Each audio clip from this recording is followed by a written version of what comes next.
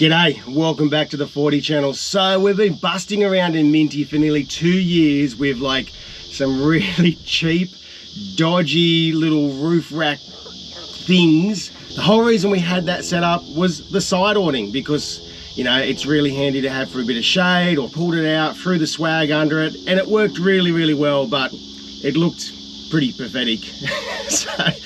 But the whole reason was I've been having a big debate in my mind on what type of roof rack I should put on Minty, gutter mounted or chassis mounted. Now the debate is pretty strong in the 40 series Land Cruiser world. So what did I go with? Let's find out. We went gutter mounted.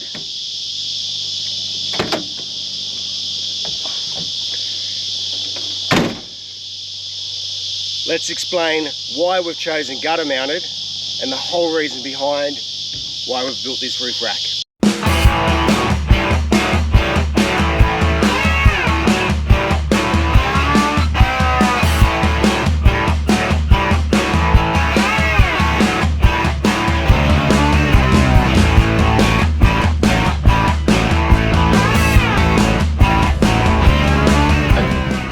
So you're probably wondering why I'm holding this busted up old roof rack that I found on Marketplace.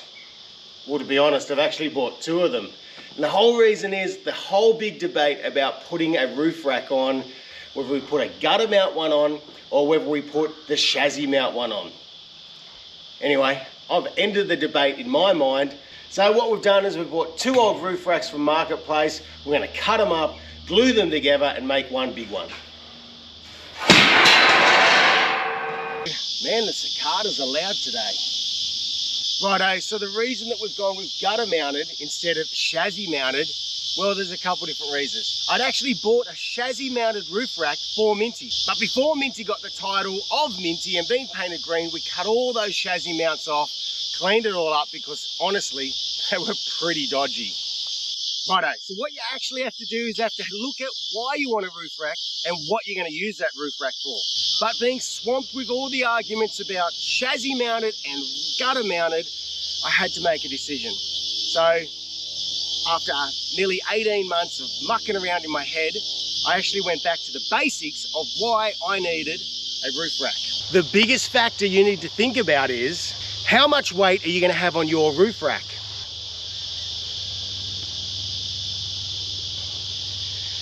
The biggest thing we needed a roof rack was for maybe throwing some swags up, possibly a rooftop tent, a really slimline one somewhere down the line. And the biggest draw card was the awning. Really, I wanted a roof rack that could support my awning. I'm not a big fan of throwing really big stuff on top of a roof rack. It just makes it really top heavy. The truth is, especially with a small lift or even a big lift for that matter, they become quite top heavy. So that's why I've gone with the gutter mount one. Now, don't get me wrong, the chassis mounted roof racks are super strong, super sturdy, but they're also very heavy. Now the big argument with having gutter mounted roof racks is the gutters are going to tear, they're going to be damaged, it's going to not support it, all this type of stuff. And that was the biggest problem with me trying to make a decision with having gutter mounted roof racks. But you know what I came up with?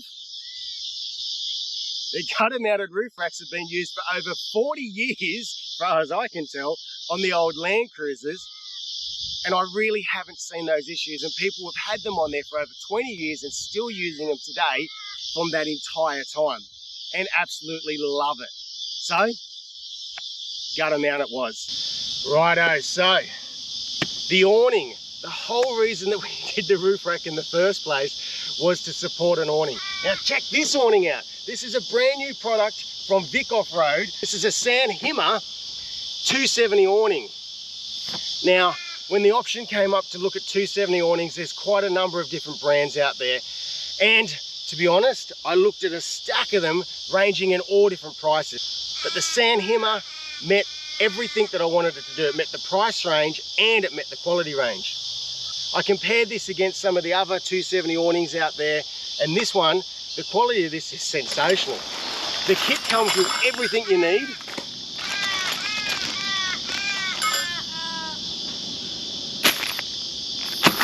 So straight out of the box, you can see that there's a few differences between this awning and other manufacturers' awning. The biggest one that I picked up on straight away was the brackets. The brackets for the San Hima are amazing. Big, solid, strong brackets compared to some of the other manufacturers. So that was a big one. Now setup.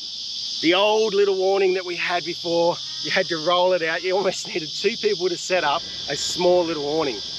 And today is a hot day. I don't know if you can see me sweating. It is hot. There's nothing better having a bit of shade. So let's check it out. One of the first things I noticed with the San Hima 270 awning on this particular model is that it is fully sealed and waterproof. It has really cool grooved tracks. The whole cover is slidden in and sealed up with flaps over the table, with flaps over the back to keep the whole thing watertight and dustproof.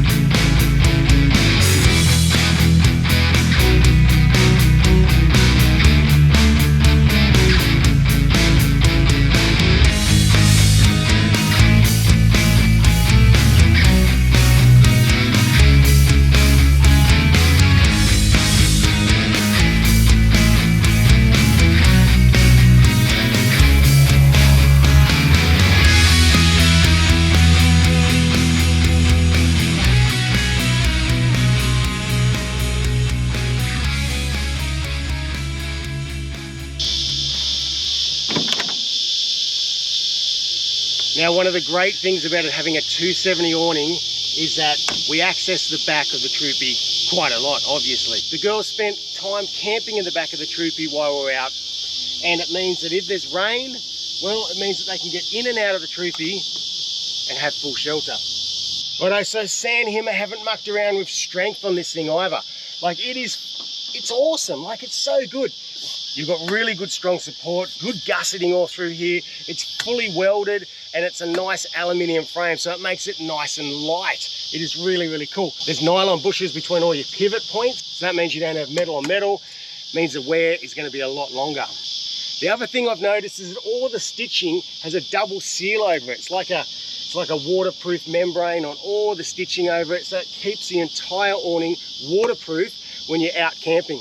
On top of that, the awning has Velcro around the entire perimeter of the awning, which means that you can put extra walls on, you can make rooms, extra shade, all that type of stuff. So you can expand this to your camping needs with these nice solid hooks here, and they supply you with these locking ratchet straps, so you can pull this awning straight down to the ground, make it nice and solid so that the wind's not going to catch it and take it away. But most of the time, freestanding, you don't have poles in the way, you can easily walk around, throw your swag out without having to worry about hitting any of the poles and all that kind of stuff.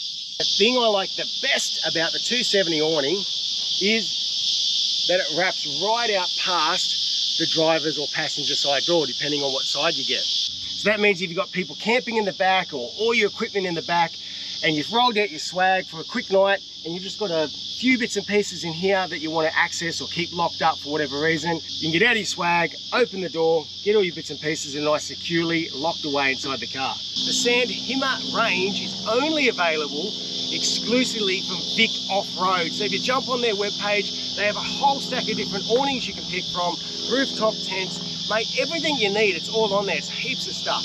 Anyway, that's enough about this awning, enough about the roof rack. Let's pack it up and move onwards.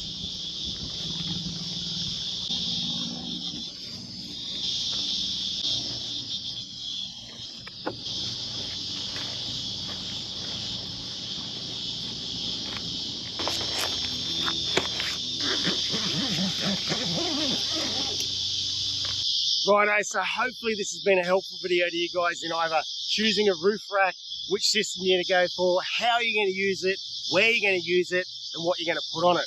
And on top of that, knowing what type of awning to look for when you go to add it to your roof rack. Anyway, that's it for me. Until next time, take care of yourselves.